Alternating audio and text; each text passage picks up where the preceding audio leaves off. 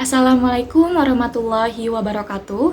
Perkenalkan, nama saya Ulmi Apriyanti Putri dengan NPM 2020-215040 dari kelas R6R kelompok 6. Di sini saya akan mempresentasikan tentang materi metode agih distribusional dengan mata kuliah Penelitian Linguistik dan dosen pengampu Bapak Irwan Siagian MPD. Materi pembahasan: A. Hakikat metode agih distribusional. B. Teknik dasar metode agih distribusional. C. Teknik lanjutan metode agih distribusional. Yang pertama, teknik lesap atau deletion. Yang kedua, teknik ganti atau substitution. Yang ketiga, teknik perluas atau expansion. Yang keempat, teknik sisip atau insertion. Yang kelima, teknik balik. Yang keenam, teknik ubah wujud. Yang ketujuh, teknik ulang. A. Hakikat metode agih distribusional. Metode agih distribusional menganalisis bahasa berdasarkan perilaku satuan lingual bahasa seperti fonologi, morfologi, dan sintaksis yang ditelitinya. Dengan demikian, analisisnya memberikan keabsahan secara linguistik. Misalnya, verba dalam bahasa Indonesia ialah kata yang secara dominan dapat mengisi predikat dan dapat bergabung dengan kata negatif tidak. Metode agih distribusional adalah metode analisis yang alat penentunya bagian dari bahasa itu sendiri, yaitu unsur dari bahasa objek sasaran penelitian. Alat penentu pada metode agih adalah bagian atau unsur dari bahasa yang menjadi objek peneliti. Teori Surdayanto dalam Zaim tahun 2014. Berdasarkan penjelasan tersebut, bahwa metode agih menganalisis berdasarkan satu lingual bahasa seperti fonologi, morfologi, dan sintaksis yang ditelitinya, yang menggunakan bagian atau unsur dari bahasa yang menjadi objek peneliti. Contoh kalimat lingual bahasa sintaksis. Buku itu berwarna merah. Penjelasan, kalimat ini dibagi menjadi beberapa unsur, yaitu A. Buku. Subjek. B. Itu. Kata ganti penunjuk. C. Berwarna. Kata kerja. D. Merah. Predikat. Dalam metode agih, unsur-unsur tersebut diidentifikasi berdasarkan makna yang dikandungnya, seperti subjek, orang, atau benda yang melakukan tindakan. Kata kerja, tindakan yang dilakukan.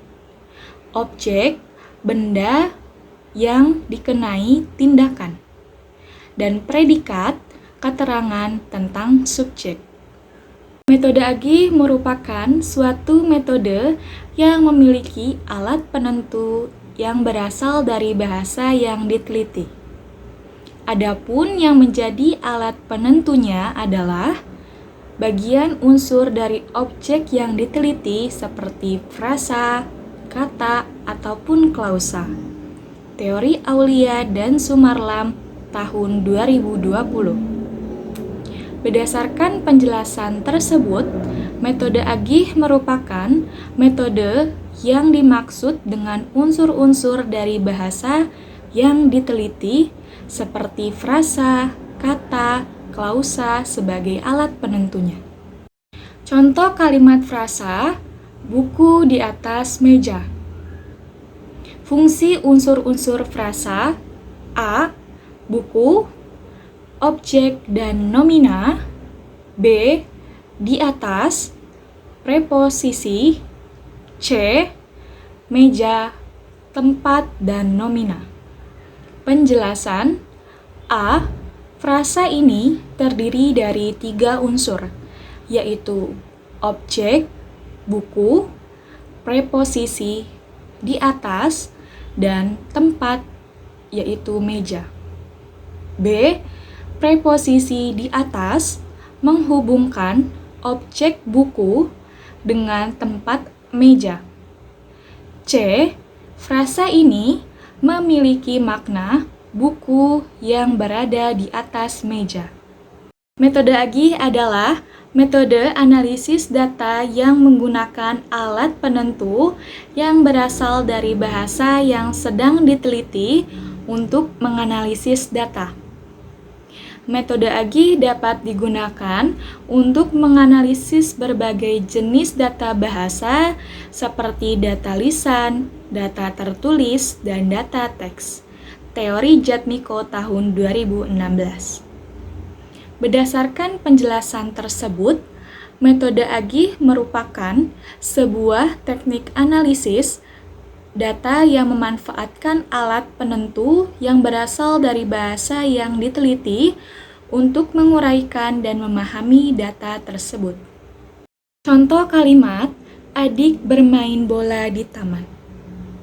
A. Adik, nomina atau kata benda yang merujuk pada subjek kalimat. B. Bermain, verba atau kata kerja yang menunjuk tindakan yang dilakukan oleh subjek. C. Bola, nomina atau kata benda yang merujuk pada objek yang dimainkan oleh subjek. D. Di, preposisi atau kata depan yang menunjukkan tempat. Yang E. Taman, nomina atau kata benda yang merujuk pada tempat bermain bola. Sintesis teori, berdasarkan pendapat tersebut, metode Agih adalah metode analisis linguistik yang berfokus pada bagian atau unsur bahasa yang menjadi objek penelitian. Metode ini menganalisis satu lingual bahasa berdasarkan frasa, kata, atau klausa sebagai alat penentunya. B. Teknik dasar metode Agih distribusional. Teknik dasar metode distribusional disebut teknik bagi unsur langsung atau teknik BUL. Disebut demikian karena cara yang digunakan pada awal kerja analisis ialah membagi satuan lingual datanya menjadi beberapa bagian atau unsur.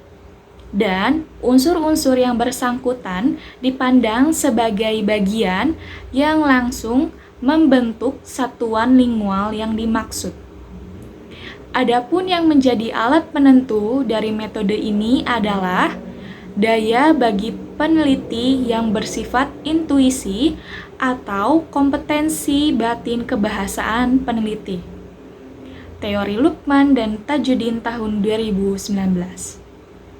Berdasarkan penjelasan tersebut, teknik BUL membantu dalam memahami bagaimana elemen-elemen bahasa saling berinteraksi dan membentuk makna dalam sebuah teks atau wacana.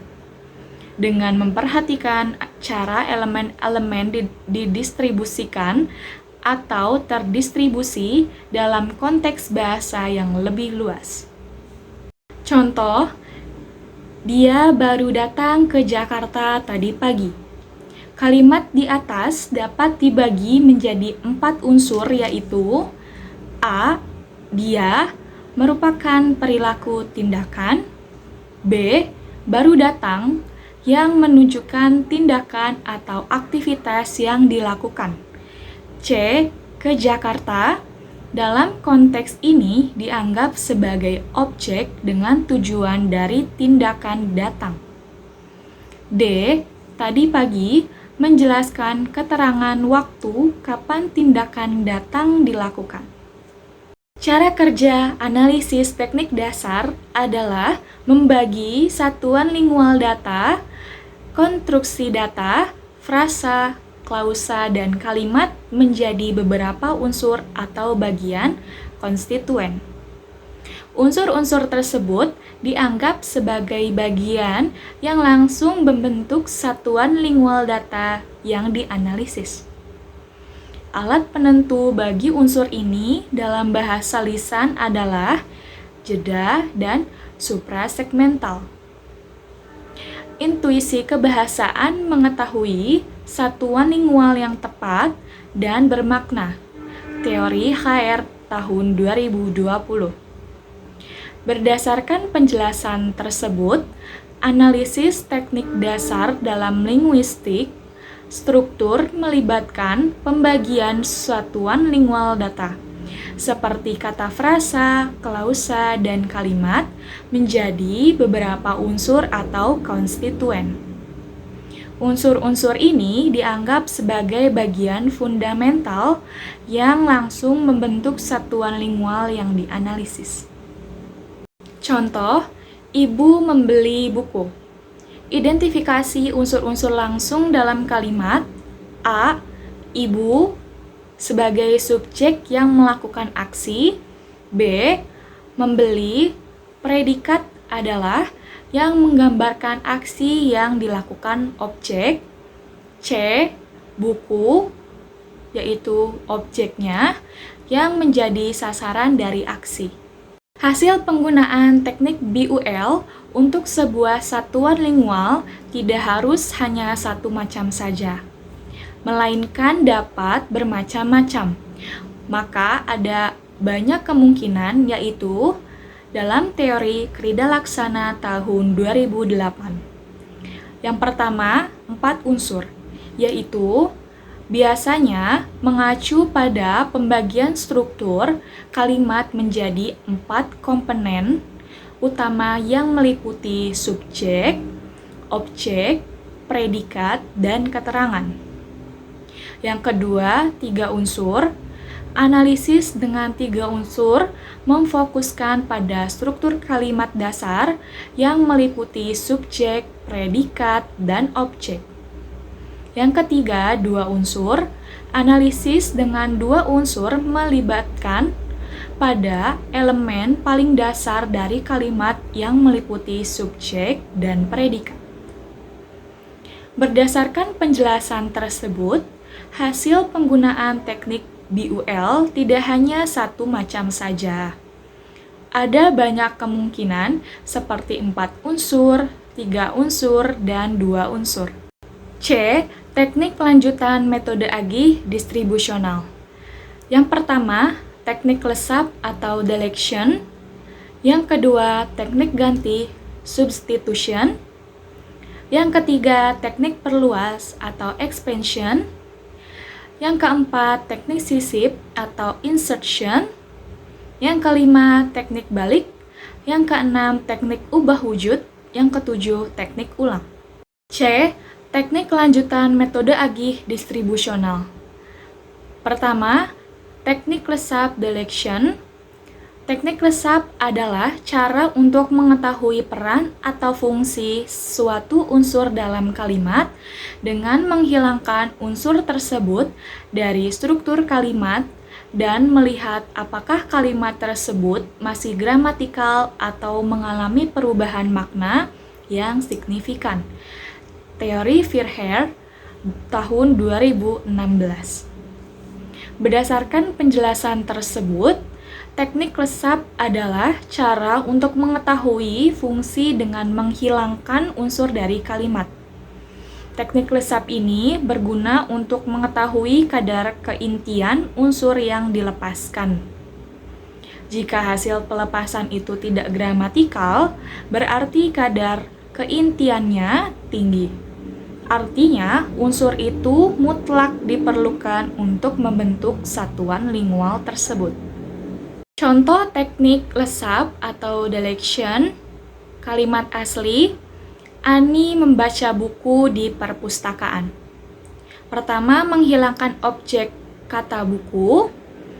Ani membaca di perpustakaan. Penjelasannya, perubahan makna terjadi, tetapi kalimat masih gramatikal. Yang kedua, menghilangkan keterangan tempat di perpustakaan. Ani membaca buku. Penjelasan, kalimat tetap gramatikal, namun informasi mengenai tempat hilang. Yang ketiga, menghilangkan subjek ani. Membaca buku di perpustakaan. Penjelasan, kalimat menjadi tidak gramatikal tanpa subjek. 2. Teknik ganti atau substitution. Teknik ganti atau substitusi merupakan teknik analisis data yang bermanfaat untuk memahami makna, fungsi, dan hubungan antara kata atau frasa dalam kalimat. Teknik ini dilakukan mengubah bentuk kata atau frasa tertentu dan mengganti perubahan makna yang dihasilkan. Teori Kridanto tahun 2017. Berdasarkan penjelasan tersebut, teknik ganti adalah metode dalam analisis bahasa yang memahami makna, fungsi, dan hubungan antar kata atau kalimat.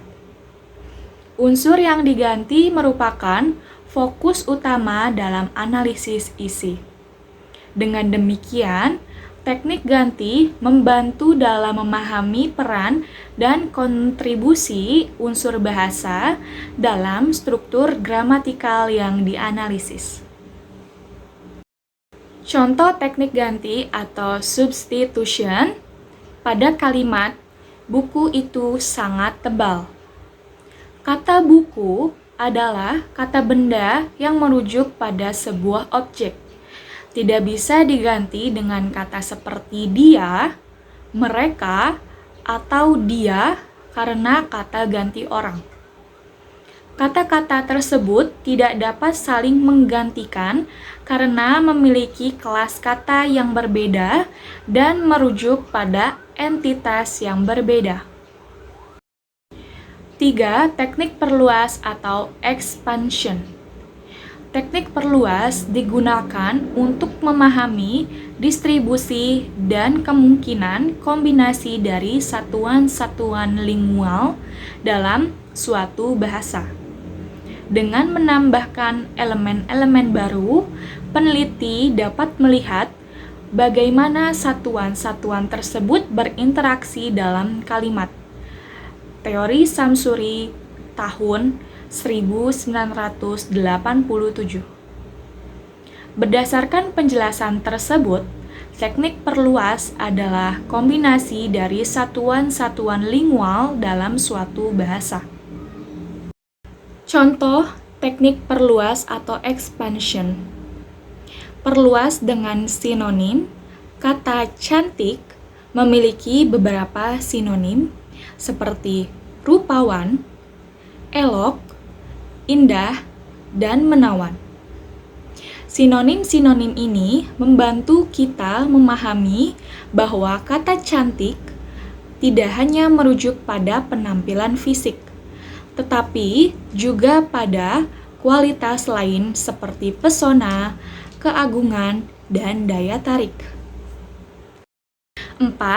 Teknik sisip atau insertion. Teknik sisip atau insertion technique merupakan salah satu metode analisis bahasa yang digunakan untuk memahami dan menggambarkan struktur kalimat serta urutan kata dalam suatu bahasa. Teknik ini sering digunakan dalam studi sintaksis dan morfologi untuk mengidentifikasi pola sisipan atau penyisipan kata atau morfem dalam penelitian mengenai struktur sintaksis bahasa Indonesia, seperti penelitian tentang penyisipan kata kerja dalam konstruksi kalimat pasif atau aktif. Teori Putra tahun 2018. Berdasarkan penjelasan tersebut, teknik sisip adalah metode analisis yang sering digunakan dalam studi sintaksis dan morfologi. Untuk mengidentifikasi pola sisipan atau penyisipan kata atau morfem dalam konstruksi kalimat. Contoh teknik sisip atau insertion. Contoh kalimat, setelah makan malam, kami segera pergi ke bioskop. Pada kalimat ini, frasa setelah makan malam disisipkan di awal kalimat untuk menunjukkan urutan waktu sebelum kami pergi ke bioskop. 5. Teknik balik. Teknik balik adalah suatu pendekatan atau metode analisis bahasa yang digunakan untuk mengidentifikasi aturan atau pola struktural dalam bahasa dengan cara mengamati dan menemukan pola distribusi atau kemunculan unsur bahasa dalam teks. Teknik balik adalah strategi untuk mengajarkan bahasa dengan cara mengulangi struktur dasar bahasa, termasuk aturan sintaksis dan morfologis, dengan menganalisis bagaimana unsur-unsur bahasa tersebut atau berinteraksi dalam konteks yang lebih luas. Teori Jardjowijojo tahun 2010. Dari pendapat di atas dapat dikatakan bahwa teknik balik memungkinkan peneliti untuk mengungkapkan struktur dasar bahasa, termasuk aturan sintaksis dan morfologis, dengan menganalisis bagaimana unsur-unsur bahasa tersebut atau berinteraksi dalam konteks yang lebih luas. Contoh teknik balik, kalimat yang pertama, lukisan itu sangat cantik. Kalimat asli, 2. Cantik sekali lukisan itu. Kalimat balik. Analisis yang pertama, dalam kalimat asli, cantik berfungsi sebagai predikat yang menerangkan subjek lukisan. Yang kedua, dalam kalimat balik, cantik berfungsi sebagai atribut yang mendeskripsikan subjek lukisan. Meskipun posisinya diubah, makna kata cantik tetap sama dalam kedua kalimat. Hal ini menunjukkan bahwa kata cantik memiliki makna yang inherent dan tidak bergantung pada konteks kalimatnya. 6. Teknik ubah wujud. Teknik ubah wujud dilakukan dengan mengubah wujud salah satu atau beberapa unsur satuan lingual yang bersangkutan. Teknik ubah wujud ini berguna untuk menentukan tataran makna konstituen sintaksis yang disebut peran, perilaku, penderita, dan sebagainya.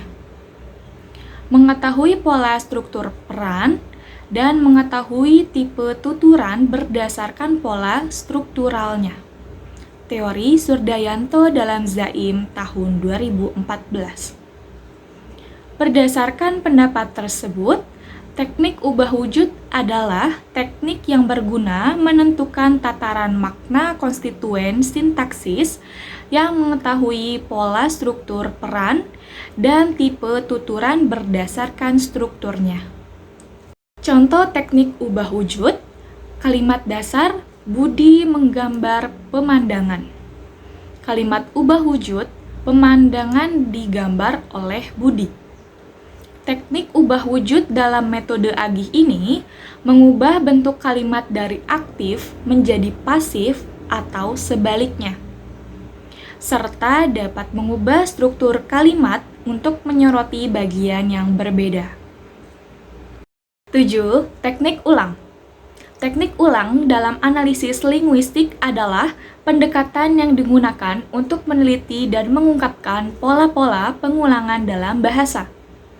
Pengulangan ini dapat terjadi dalam berbagai tingkat, dari pengulangan kata atau frase hingga pengulangan pola sintaksis atau tematis dalam sebuah teks.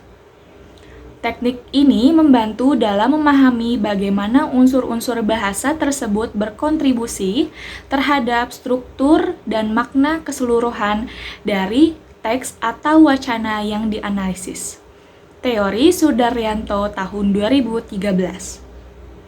Berdasarkan penjelasan tersebut, teknik ulang adalah Satu teknik analisis linguistik yang digunakan untuk mengidentifikasi pengulangan atau repetisi unsur linguistik tertentu dalam sebuah teks. Teknik ini berguna untuk mengeksplorasi penggunaan dan signifikan dari pengulangan tersebut dalam membangun struktur dan makna dalam bahasa. Contoh teknik ulang. Kalimat asli, rumah itu besar. Teknik ulang, yang pertama, rumah itu memiliki ukuran yang besar. Mengubah kata sifat besar menjadi prasa nomina, memiliki ukuran yang besar. Yang kedua, dimensi rumah itu melebihi rata-rata rumah pada umumnya. Mengubah kata sifat besar menjadi frasa preposisional, melebihi rata-rata rumah pada umumnya. Yang ketiga, luas rumah itu cukup untuk menampung banyak orang. Mengubah kata sifat besar menjadi frasa klausa, cukup untuk menampung banyak orang. Simpulan. Metode distribusional adalah salah satu metode analisis data dalam penelitian bahasa yang menekankan pada perilaku satuan lingual yang diteliti. Memberikan keabsahan secara linguistik. Ada dua jenis metode teknik analisis data bahasa yang digunakan, yaitu metode padan atau metode identitas dan metode distribusional atau metode agih. Dalam metode agih, terdapat dua jenis teknik, yaitu teknik dasar dan teknik lanjutan. Metode distribusional menggunakan bagian atau unsur dari bahasa itu sendiri sebagai alat penentunya, dikenal dengan teknik bagi unsur atau BUL. Hasil dari teknik ini dapat bervariasi, tergantung pada keperluan analisis dan bisa menghasilkan beberapa jenis unsur, seperti 4, 3, atau 2 unsur. Tujuan utama metode agih adalah mengidentifikasi dan mendeskripsikan pola-pola yang berulang dalam bahasa untuk membangun model yang lebih jelas tentang struktur dan fungsi bahasa tersebut. Dalam teknik lanjutan terdapat 7 macam, yaitu teknik lesap atau deletion, teknik ganti atau substitution, teknik perluas atau expansion, teknik sisip atau insertion, teknik balik, teknik ubah wujud, dan teknik ulang. Berikut adalah beberapa referensi dari teori materi PPT. Kurang lebihnya mohon maaf. Wassalamualaikum warahmatullahi wabarakatuh.